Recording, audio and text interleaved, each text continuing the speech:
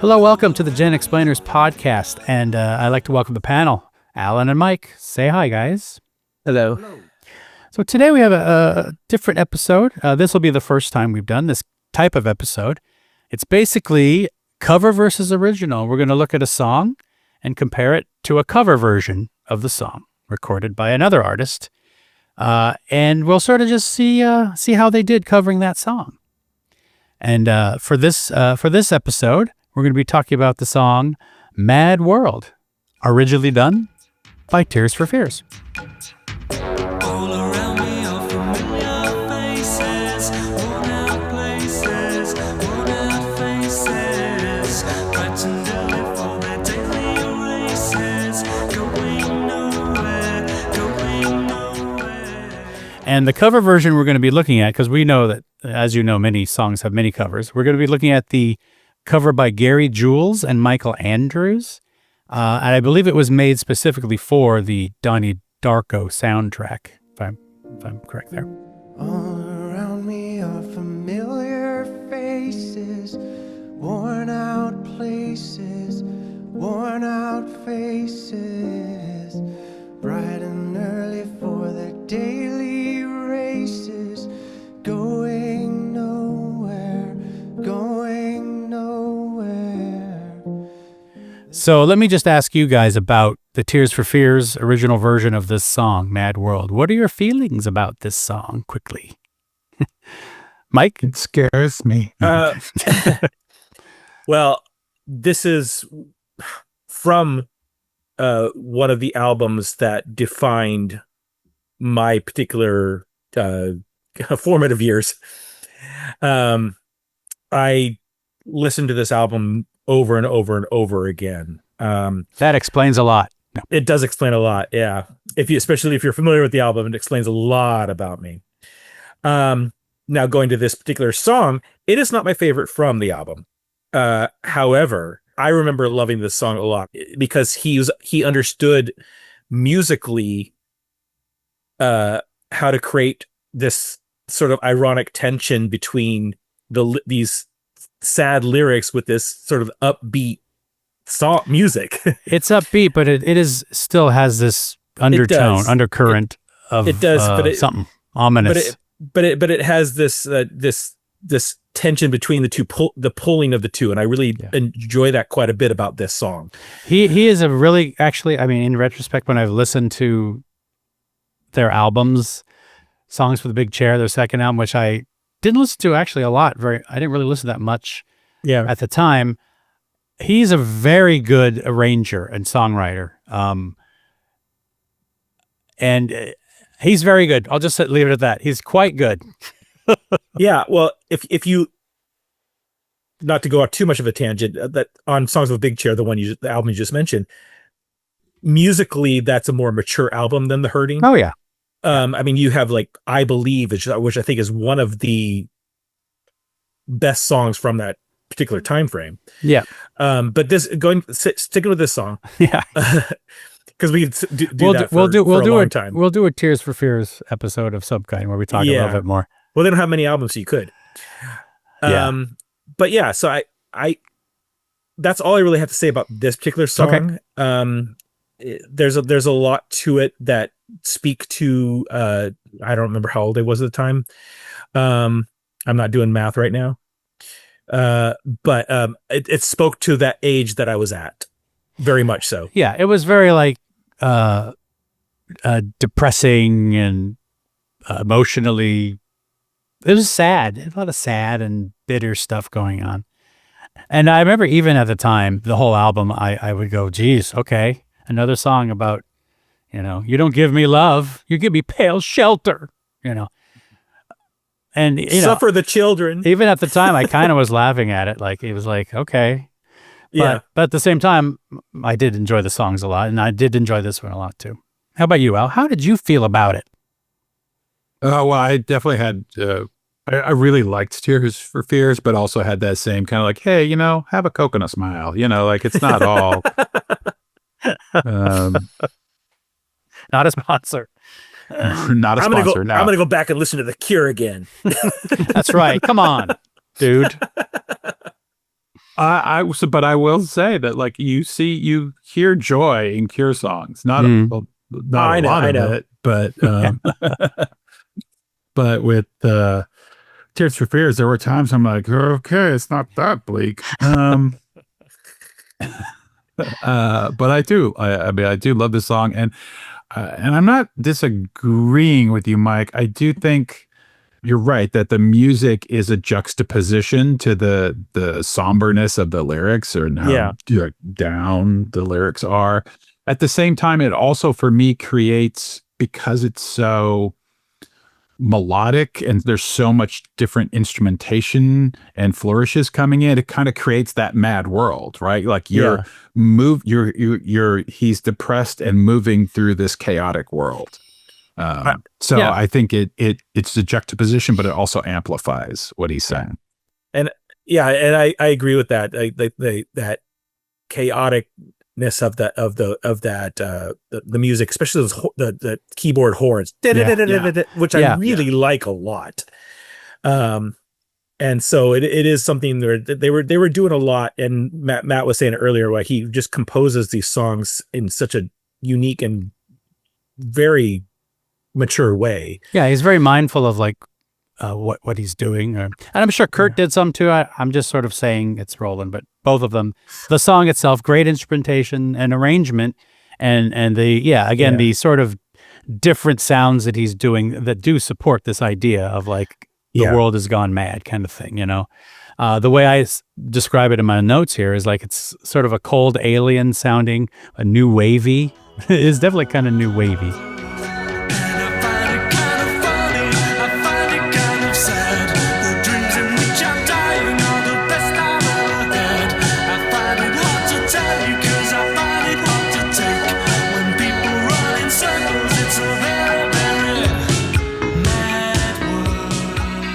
And that sound, you know, some of those synths and stuff are kind of dated, but at the same time, at the time especially, I loved the use of that, you know, using the new technology and the new sounds, interesting sounds. And I still like it. But yeah, the lyrics are kind of grim, but I did enjoy this album a lot as well. I had the vinyl and I played it a lot. So I'm with you on that one, Mike. So let's talk about it was the start of our breakdown. Oh, sorry. I'm cutting that out. Sorry? Are you sorry? Let me sing it as a Tears for Fears song. No. I'm sorry. So the cover version, you know what? I don't have the year it came out, but it was around when Donnie Darko came out, which I'm thinking is the 2000s, somewhere in there. 2003. Boom. So this cover, again, Gary Jules, Michael Andrews are credited. It's stripped down, piano, and then cello. I mean, there are multiple versions, I guess, where they add a drum track, but I focused on the one without the drum track because I don't know. I just did. And I find it kind of funny, I find it kind of sad. The dreams in which I'm dying are the best I've ever had. I find it hard to tell you, I find it hard to take. When people run in circles, it's a very, very mad world. Mad world. But anyway, yeah, that it was in the soundtrack of Donnie Darko, which makes sense. The tone of that film is similar. But again, more stripped down, piano, cello, and slower and more emotional vocal delivery. And I think it's a good song. More bleak. And when I first heard it, I probably went, oh boy, they're covering a song that I really like. And I didn't really listen to it too closely. Listening to it again recently and for the podcast, I actually think it's a pretty good version. I actually think that the way they've changed it really serves the lyrical content. It kind of fits better, possibly in a way. So yeah, what do you guys think about this cover version? For me, I feel like I've thought about this a lot because the question is like, what is what is the cover trying to achieve, right? Because it's being part of this movie. There's a tone to the movie. It's trying to create a sense of feeling both through the sound, the music, and the song, as well as the images. And because my reaction was much the same. Like, this is a much bleaker version than the Tears for Fears version. And is that better? If that's what you're going for, if you really are trying to just draw us into like a pit of despair or like lonely bleakness, then this does a better job. For me, I prefer, I mean, I don't know if we're talking about our preferences. We could talk about that. I think we could bring, certainly make that part of the conversation. Before we do that, let me just add to what Alan said, because it is something where if you, and I was thinking about this and I was going to mention this, if you take it out of the movie and just on its own, how do you perceive it at that point? Because it's hard for me to separate it, because I heard it first in the movie. So it was hard for me to separate it, but at the same time, that's what I was trying to do when I was listening to it again, taking it out of context from what the movie was, and it became even bleaker as a song because I'm not associated with it. So it is something where you have to like try to separate it. If you didn't see the movie at all or didn't see it first, then it is easier probably. Well, full disclosure, I have never seen Donnie Darko. Okay, there you go.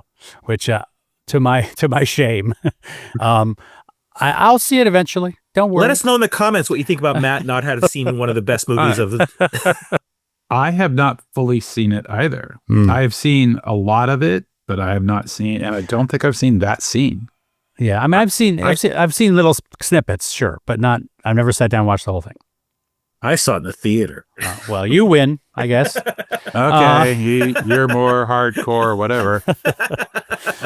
Well, the point being that I am from that point of view you're mentioning. Not, I don't. Yeah. I mean, I know it's from the movie, and I know the movie's tone, so I know that it fits. But I heard it as just a song, and what I said about it, I said about it. Well, there you go. That's how I felt. So anyway, and my kids heard that version before they heard the original version. Because I remember being in the car when they're like, "Oh, I really like that song, Mad World." I'm like, "Oh, let's play it." And I put the Tears for Fears version on, and they're like, "What is this? This is no. There's like too much going on." And like, they're making this like a pop song. I'm like, it is a pop song, but I was gonna say, Tears for Fears. When they heard the cover of it, they approved it immediately, like because they thought it was one of those rare covers that radically changes the tone of their song, but does it not as a betrayal to the song, but as a unique song on its own. Yeah, right. Totally. So, Children waiting for the day they feel good. Happy birthday, and to feel the way that every child should sit and listen. Went to school and I was very nervous. No one knew me. Yeah, I think it's that thing. I mean, the Tears for Fears, that album has mostly depressing lyrics, but not all the music is depressing. It's like the juxtaposition is true. Now, it does have elements that are ominous or a little dark, but for the time, because it was at the time, what was popular and the instruments they had available to create the song, make it sound more, whatever, poppy or not pop, but but because of the lyrics and because, like I said, because of this new treatment for Donnie Darko, matches the lyrics a little more. I got to thinking about it as we're discussing this. It's like, does that make it a better recording, or does that actually make it too much? Does that make it like, he's singing "The dreams in which I'm dying are the best I've ever had"? I mean, that's kind of so over the top as a lyric. Does it go down better because it's in a sort of a little more, maybe that line is produced. Like Tears for Fears says it in a way that's a little more, you can take it a little more with a grain of salt kind of thing. While the other one is like, I am singing the lyrics in this song. The tone is exactly matching the lyric, and I'm earnest and just, oh boy, the dream. I mean, is it like more real? And that makes that line so makes it more over the top, sort of. I don't know. Yeah. For me, just to maybe articulate it a little differently, is that for me, this Gary Jules version, I feel like the person singing that is about to like end it. Like, this is like, I don't think I have any choice left kind of feeling. Whereas the Tears for Fears version, it's not that the feeling is any less real, but it's not to that point where like, it's more like the dreams in which I'm dying are the best I've ever had. My life is not going well, but it's not over. Whereas I feel like the Donnie Darko version, like this guy's just gonna like right after this song. Yeah, it's like straightforward sad. While Tears for Fears could be, you could say it's more like throw your hands up, you know, and the line is an illustration of the feeling I'm having, but it doesn't mean I'm necessarily that deep in the pit, but it's just like, that's a mad world. What the frick's going on, you know? Yeah. I don't know. Just a thought there. We hope you're enjoying this Gen Explainers podcast. Please remember to find us and follow us on social media. And we'd much appreciate a 5-star rating on the podcast platform of your choice. Now, let's get back to the show. I guess the thing we ask is it as good as the original, or is it better, or is it worse? For me, I think the cover is very good, and I think it actually, in a way, does sort of fit the lyrics better. But the thing is, I do love the approach of the original, the sort of the instrumentation of that and the layering, and it just being a totally different feel. I mean, I think it is first of all, it is a good cover, and I think it is just as good. It is not better, but I think it's on the same level, and I think it does what a cover should, which is take an existing piece of music and change it. First of all, I think covers should do something a little different. Otherwise, why did you do a cover? Is my thought. But that's what I'll say. Who else would like to go? I will. I agree with all that, except for the fact that I think the original is the better version. Just for the things that we've already talked about. I think that the cover is a great version of it. I think it's a really, really good version of it. However, it sort of has the same feel and tone throughout, which is why I'm sticking with the original, because I like what they did with the two dynamic feelings and trying to have them battle each other, which to me works for the inner turmoil of the mad world inside of you better.